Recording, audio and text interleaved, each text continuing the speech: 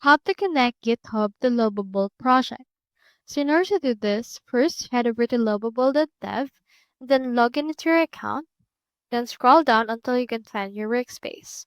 So this project is already added to my GitHub, so let's add this another one to this. Click on to this particular site, and from in there, this will load the actual Lovable chat as well as your Lovable website preview.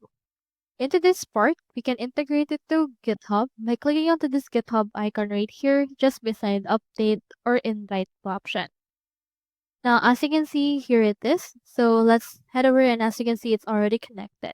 You can click onto this configure right here. In order to configure it, you can see its global repository and you can view it in GitHub.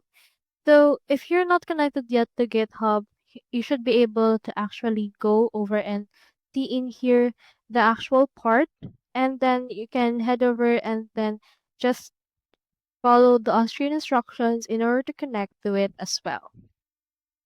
So that's all there is today, and I hope this video helped you out.